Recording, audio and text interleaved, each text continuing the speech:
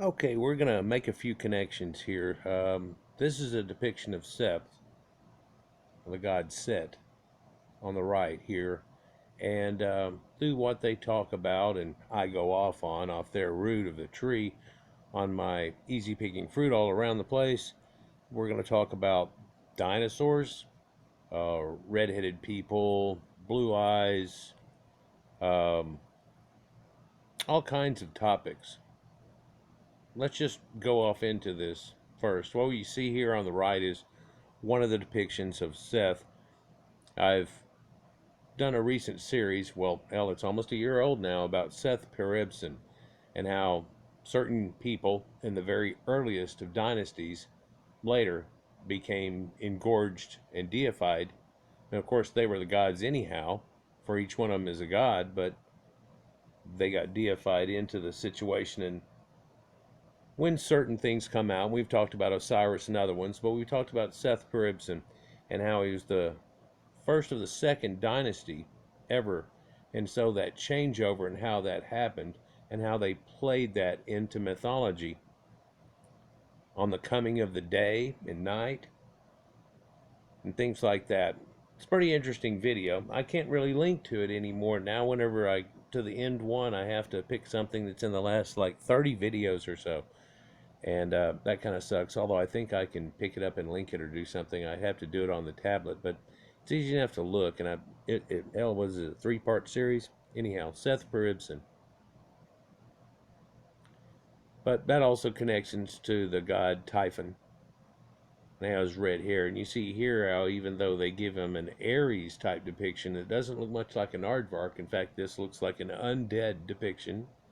You can see in his jawline, they've got the teeth exposed and stuff, and kind of like a skull kind of going on. And yeah, it has to do with undead, definitely.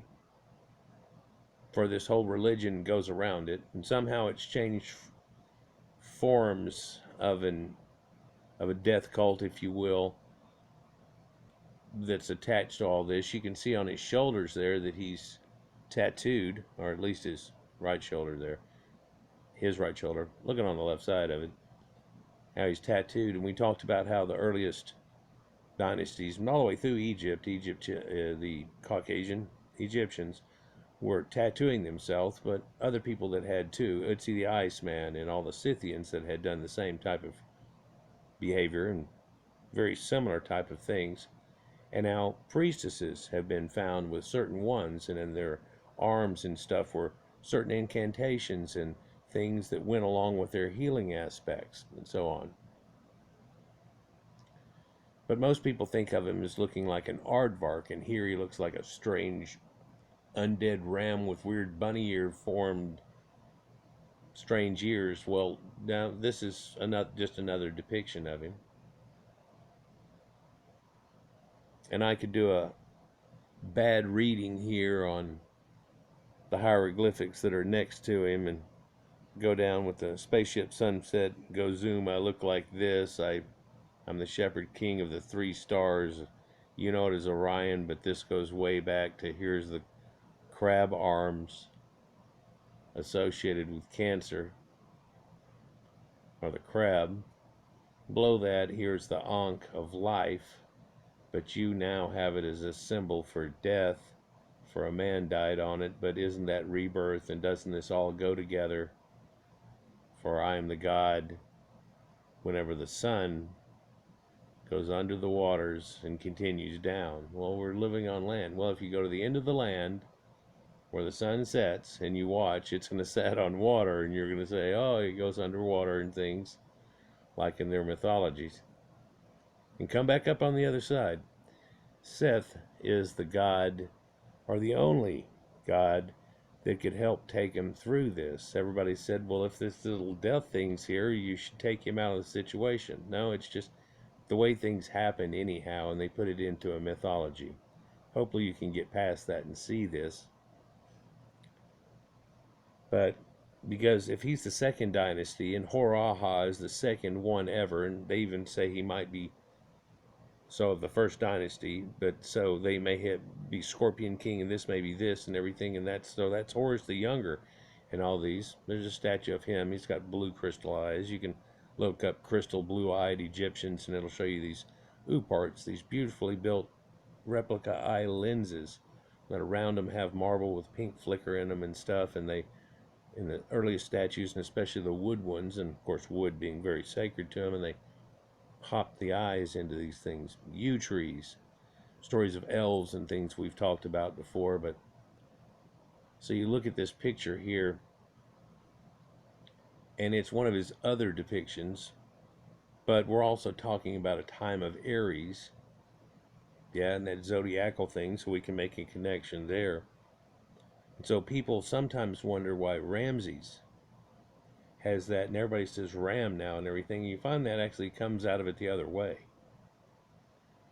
For the time of Aries, or Aryans as we know them, and these people that lived in a land of Egypt that had a river that they called the river Ar, or Air, Aries, Aryans, Air. Nilus is a Greek river god. I know, the god happy and everything. I'm well aware how all that goes together.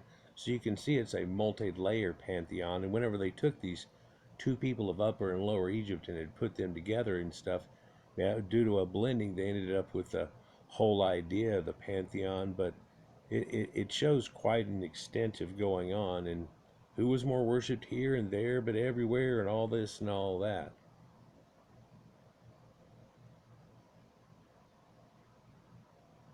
Now, if you look on the left-hand side here, what you see is some leather pouch bag type thing that is that or either good fabric in some bad fabric or loosely woven type fabric that was wound up at one time and bound.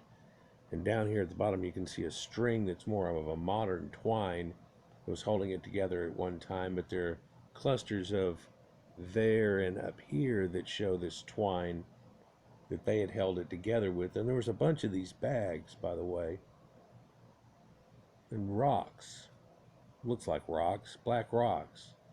What's this got to do with it? And this nocturnal god that goes along with the whole thing? Well, oh, I left it out earlier.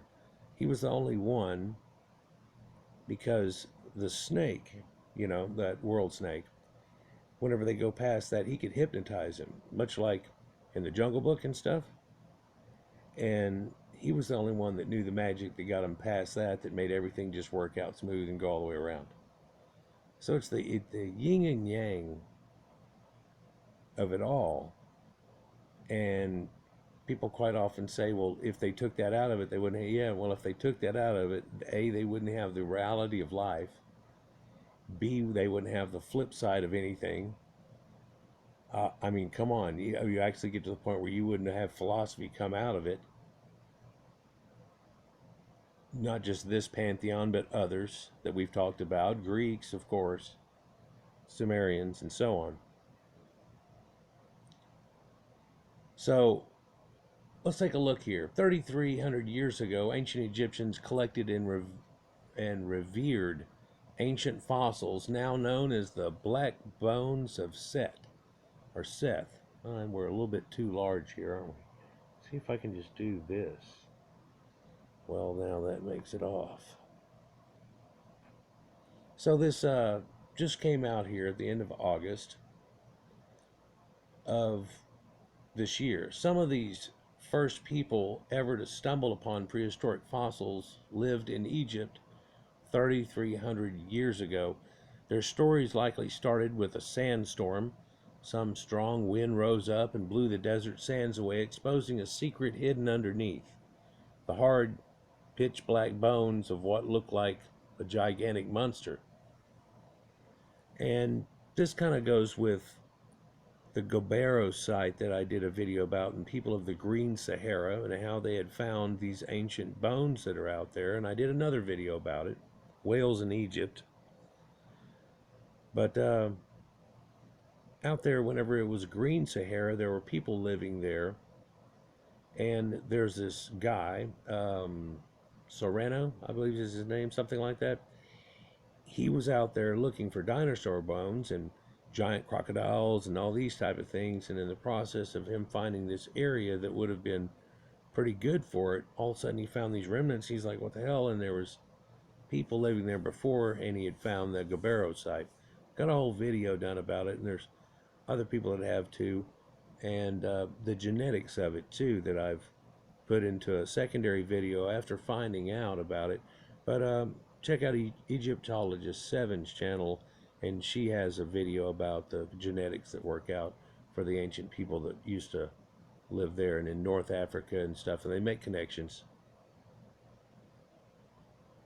But now we're talking about stumbling upon ancient fossils that are gigantic, like if you stumbled upon that whale fossil I'm talking about, and how huge it is.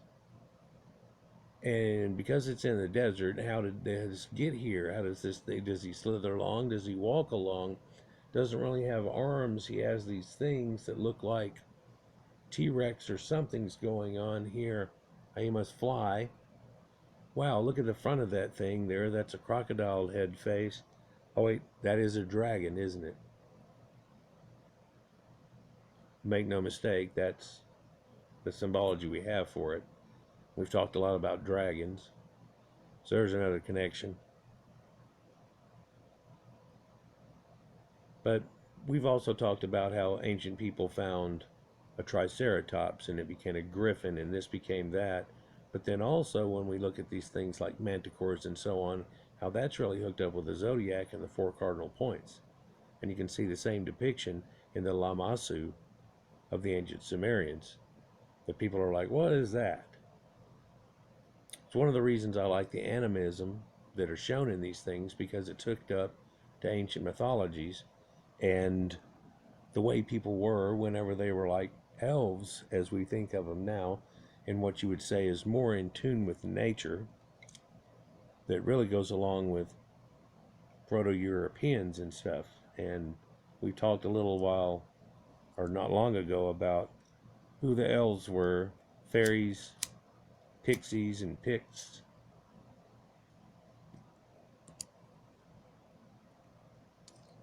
But now I've stepped way out on a limb. Let me go back here. We can only imagine what must have gone through the minds of men who found him. But they didn't write a word about it. See, sometimes there's things that are sacred, and they're kept. And if you're in the know, you know, and if you don't know, you'll never know. And if we ever get taken over and somebody gets this crap, well, they'll never know either. And back then, somebody might have been able to decipher it. It didn't go through the whole process of relearning it like we did.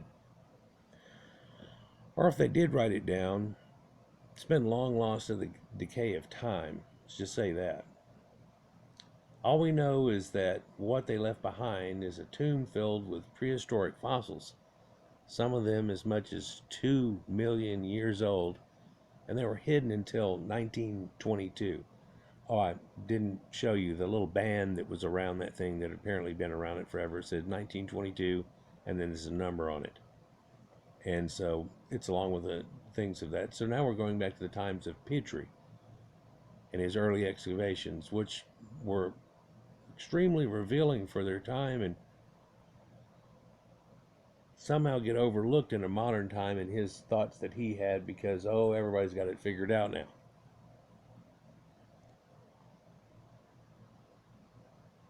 So here's a letter that went along with it. I can't even make that out. It almost looks like the name on it is Louis Lowe.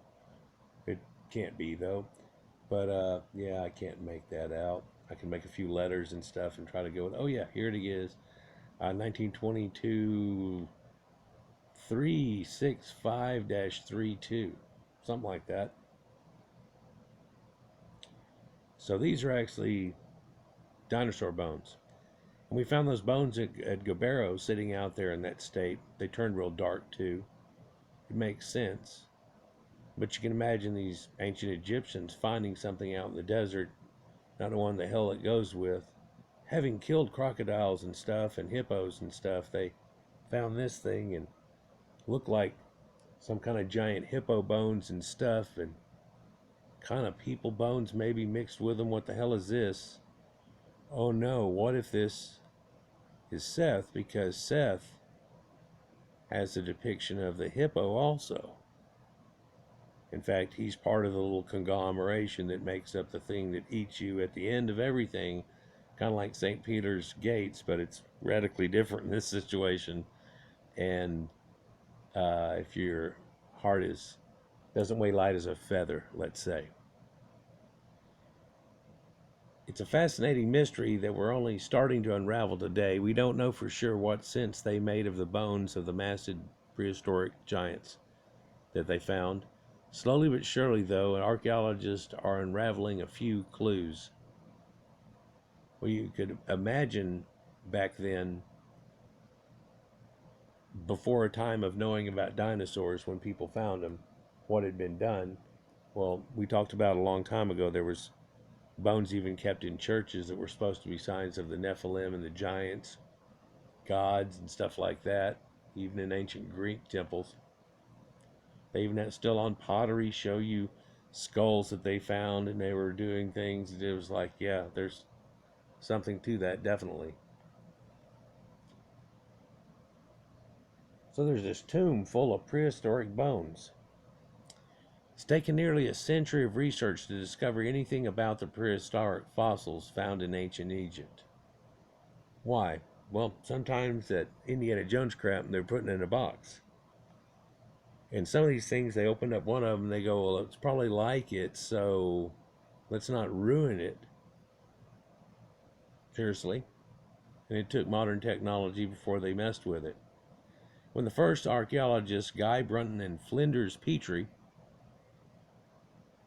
found them, they didn't even fully understand what they've discovered. They knew at first was that they found bundles of wrapped in linen with no idea what they could actually be inside. The Egyptians, after all, hadn't put these bones on display. Instead, they'd taken them to a rock-cut tomb near a town called Kwa el-Kebir. There, given a massive prehistoric bones the sort of dignified burial fit for royalty. What? They wrapped them up in fine linens and placed them in the tomb, buried with ivory tools to help them through the afterlife. And so here's another one of those bundles that's all wrapped up, and it looks like they put modern twine on it. I'd be surprised if that was the level of twine from that long ago and it was still active and looking that good, but hell, it might be. Also looks like this linen has been given a little bit of a yellow red ochre wash some way, huh? Linen bundle wrapped. 1922 to 1924 is when they were finding this. And so much other. Petrie was a man on the loose.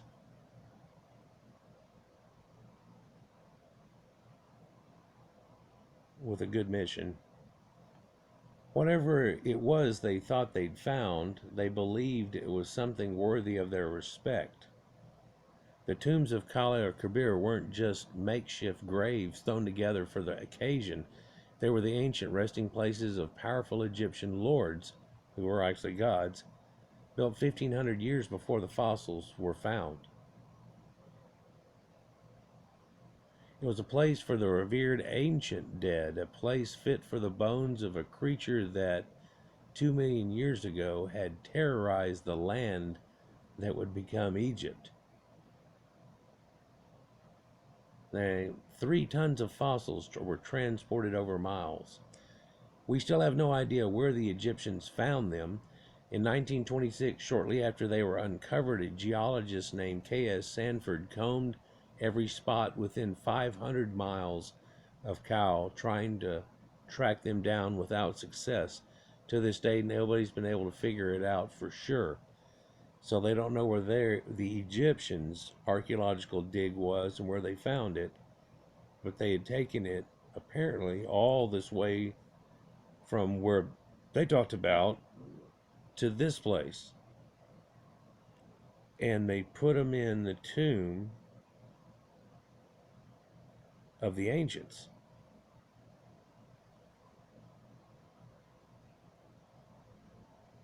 All we know is that they were moved.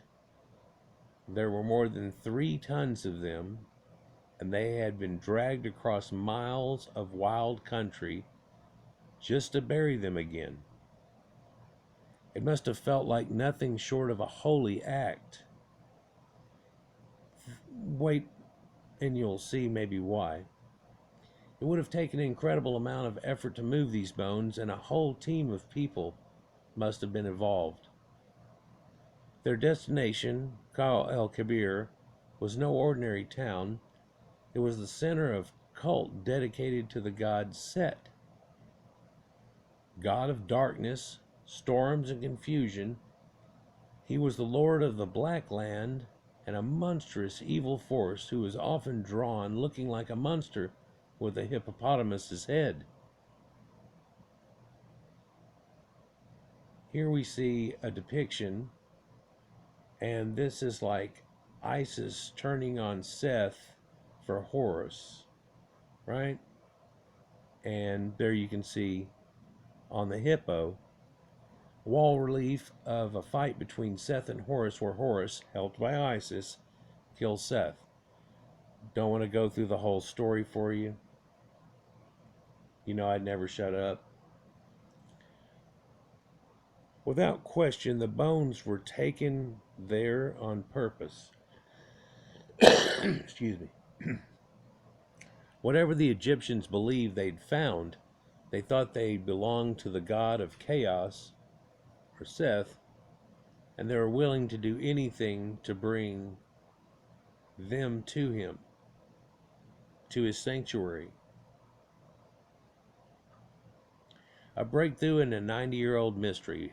After more than 3,000 years buried in a tomb, Gunn Brunton and Founders Petrie pulled the fossils out, only to lock them up once again. They sent their discovery off to a museum where they were left in unopened crates, much like Indiana Jones and the thoughts where somebody found something, maybe somebody could make something neat out of this, don't know, leave them in a box, and then the people that have access to the boxes don't want to give anybody a shot at it, because they don't want to just give anybody a shot at it, but it seems like they almost don't want to give anybody a shot at it. In fact, after that goes on, nobody knows that those crates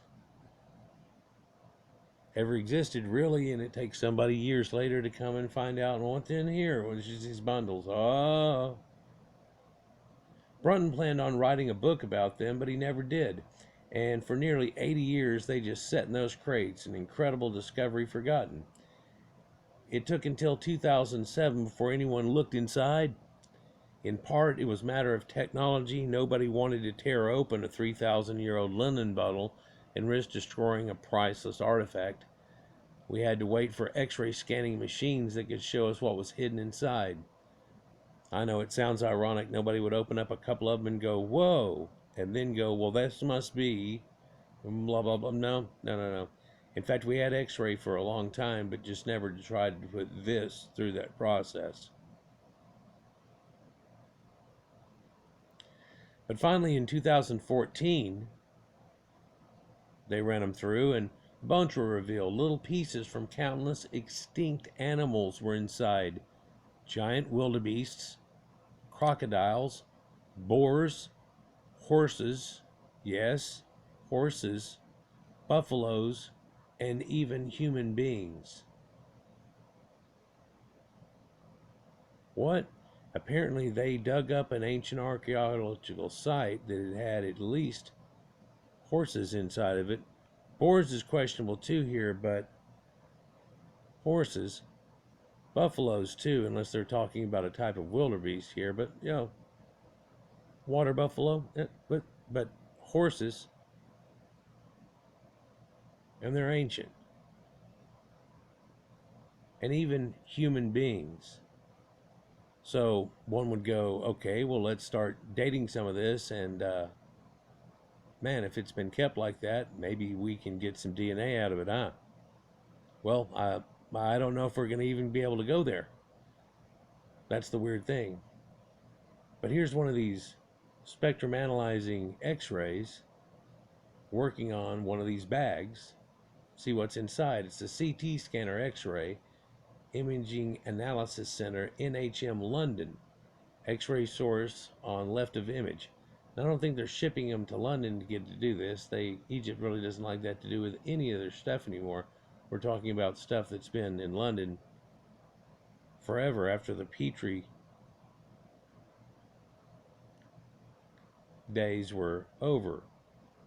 On the right image of the bundle, turntable is one of the X-ray detector plates. Sorry, I was trying to read that and talk at the same time. Iron from the Sky project. Yeah, well, iron from the sky. Oh, let's go with another little neat thing here. Did you know they said their gods before the Iron Age actually had bones of steel or iron? Yes, I am Iron Man. Yeah, that kind of thing. Well, we know that it's got to have come from the meteorites, right? Yeah, well, that came from the sky, and this, that, and the other. But how do they equate it, the metal bones? It's just, I don't want to go there. I'm just going to keep getting trapped off on other limbs for you guys. But the creatures that they saw most were those bones of a massive prehistoric hippopotamus type animal, the animal of the god Set, and every fossil had been polished over millions of years of river sands until they shimmered with the color of the chaos god, which is a pitch black or a blackened set of these bones. And they're like, what the hell? Nobody knows for sure what the Egyptians thought they'd found, but there are theories. It's likely that 3,300 years ago, the people who found these bones believed they had stumbled upon the remains of a god or some creature that was attached to it because they had put this ideal on. And you've got to realize it was from thousands of years before. And if you get in their mindset, one could easily say, maybe this was the god himself. For they're finding some human bones mixed in with this giant hippopotamus thing. And that's one of his other symbologies. The Egyptians had come to similar conclusions before. Early Roman and Greek historians wrote that when the Egyptians found fossils from the coiled shells of nemulites near the pyramids of Giza, they took this as proof that Set had once ruled over their land. The small fossils were taken into a temple in Tiana and there were given up as offerings to the gods. Now what these are is these Numenites, and what that is a single-celled creature, and it's like an early coralish type form, growth, like an amoeba, really, okay, but gigantic form, but they grow these things that look like dollars and stuff. Well, there's a whole nother story that goes with the fact that the limestone that the pyramids are made out of are quarried, and people can still today see these things, along with a lot of other fossils that are trapped into that. And they're all known seashells and things like that, and putting it together. And so it's this conglomeration of ancient earth-formed concrete that we call limestone today, and that they have this form in here, and they say that it's part of the set that goes with it. So it's not just about Ra. If you know anything about it, it's about Horus and Set and his whole thing that goes with rebirth and so on. And part of the proof are these fossils that look like little coins, yeah, that are all built into the Great Pyramids, the blocks, the interior ones that you can see. Well, not interior. It used to have the smoothing over it in all the ones that are exposed now, because that's gone. They call them foraminiferans. Coral and live rock is formed from a lot of these little growths that start to form and then die. And there are certain types of corals and early coral growths that we consider foraminifera still today. But they're from the Eocene, found near Al Ain in the United Arab Emirates there. But if you look it up, they're found in Egypt and all kinds of places that we now realize used to be underwater. And so when the Egyptians tell you there's an ancient story where the whole thing where they found it was underwater, might make more sense now and how they had deduced this, but also the fact that whenever they showed up there, that it was under a flood and receded from that and started to naturally grow, and they were like, woohoo, this is great for agriculture, which we realize now had begun much before that. Got to realize these people knew nothing of early Sumeria at this point, or Catalhoyuk, or Göbekli Tepe, and things along this line now that we do know. They may have felt the same way about the gigantic fossils put to rest in El Kabir. These bones had been fossilized, and so they are incredibly hard, and their religion had long taught that the gods had bones made of iron, so they weren't normal. So it's basically, but you'd think they'd been able to deduce that that actually was like stone, whether it was darkened over time and so on, but it was like stone, like you can cook clay and turn it into rock, which is kind of magic, but with his bones. Maybe they took one and went smack and it didn't break, and they're smack, smack, and it didn't break, and they're like, oh wow. And somebody else said, hey, maybe you ought to quit trying to break the bones of a god or whatever, you know? I mean, put yourself on their feet for a second, or their mentality. Perhaps they taught what they found was something more than an animal or a man, or perhaps, as paleontologist Kenneth Oakley just suggested, they recognized the fossilized remains of humans and giant hippopotamuses and assumed that it all comes from the same place, and that these were the remains of the half-human, half-bestial god of chaos, Set. Well, normally you'd say, well, normally he's got that crook head, which is even shown on the little staves people have sometime, and it looks more like a aardvark than it does that. In fact, you look at this, and this is that aardvark, almost a jackrabbit. Well, in this one, they show you that his little tool here has a pterodactyl head on it. So I guess we are talking about dinosaurs and dragon type things, but at the same time, see the red ochre symbology too, but this is just a modern depiction, people, but a lot of times he looks more like an aardvark. I'm sure you've seen it. But it hooks up with Aries, as we saw before. But that's not a hippopotamus. Well, you'd have to get into it to realize that it's a multi-layered thing, and they had put more than one thing together, definitely, to form all of this idea.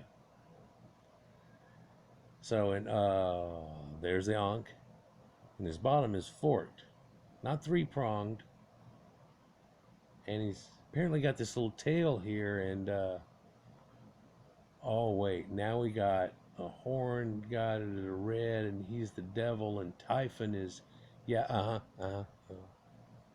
yeah, and redheads were extremely revered. Seth goes with Seti, and again we talked about Ramses and how it goes with that, and they've been known to be proven pale leucoderms with red hair. Well, it goes all the way back, even pre-dynastic Ghibelline mummy called Ginger has more of a strawberry blonde. Some people would just call it blonde, others call it red. It's more of a strawberry blonde if you look at it. Curlyish hair that you would more think, oh, that's got to be some kind of Greek people. Then you look at their earliest statues and there's crystal blue eyes and things in them, and if you take and put that together, and Typhon was said to have been a red-haired, long-haired, red-headed god with blue eyes,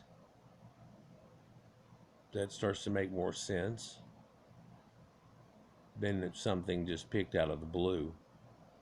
So it's an ongoing mystery that at least this is one theory, but to this day nobody knows for sure what the ancient Egyptian fossils meant to the people who uncovered these prehistoric bones.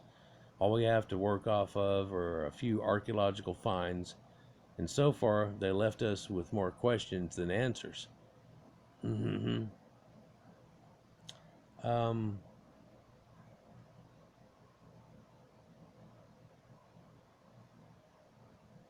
Sorry, ancient medicine, dragon pills stuff. I'm gonna have to look into that, see if it's worthy. We still don't know where the bones were found originally. We still don't know why they were buried or why nothing was written even about them. Such an incredible find. We still don't know for sure what it meant to them, but bit by bit we're uncovering more clues that give us a better image of our past, just like our ancestors did before us 3,300 years ago. So now we have something that is got to be what you'd call proto-archaeology, right? But back in proto-archaeological times, when they found these dinosaur bones, before we figured out this is kind of like a big damn lizard, so it's a terrible lizard, tyrannosaur and dinosaur, where we get that from, when people found these, which was a rare thing, just like today, for it's not just like skip-a-la-maloo, but out in that desert where something had happened long ago and eventual erosion allowed you to end up finding something perhaps just right out there on the surface, for that's how they got pretty much darkened, is they were being exposed. Just like that whale fossil that they found not too long ago, way inland. How the hell did a whale get there? Well, there used to be water up into this point. There was a green Sahara. There was all kinds of things going on not so long ago. What would they think of whenever they found these ancient dinosaurs? I mean, what did people think? Did they think thunderbirds? Did they think this? They think that? Yeah. Yeah, they thought a lot of things with mythology, and you can imagine finding a T-Rex head or something and talking about a dragon, and it would make perfect sense. And you could get someone to believe in it very easily by turning and walking them over to it and going, look at its face and its teeth and everything. That's a dragon. Well, in fact, that might have brought about the original origin of it in the first place, and how that depiction was there, because the people who ended up carrying it upon later were the ones who were declaring that they had been there long, long before and helped all these people out. But in some people's folklore, they were attacking them, taking their cattle, well, at first, and then later they wanted virgins and so on else, didn't they? And we talked about that before. Well, we've made a few connections now in prehistoric fossils that the Egyptians apparently took to the temple of Set. This long-haired guy here over on the right, who in this other depiction is like the staff depiction and somewhat like the others, and really isn't a hippo. But if you look into it, there's this whole thing that goes with the hippos. In fact, there's this part of the story where they're both in the water and they turn into hippos and do all these other things. Well, that I've made my comments about that before too, but that's more like, and they become the animals of old and da da da. See, it's been going on forever, da da da da da. In a way to explain to people that the sun will come up tomorrow. Bet your bottom dollar that tomorrow there come rain. Well, no, that wouldn't have been their song, would it? For right in there, it didn't really rain very much at all, and for a long time after. But there was a time there was quite a bit more rain. Rain down in Africa. Yeah, there definitely was. Anyhow, guys, like, share, and subscribe and enjoy. And I know I left out two things It's almost like I've got a string around my finger, like they have the strings around those bags they never opened. And I'm like, yeah, and I had two more connections I was going to do with the thing. Uh, hmm. Maybe I'll put them down in the comments, or I'll sure add it to another video. Peace.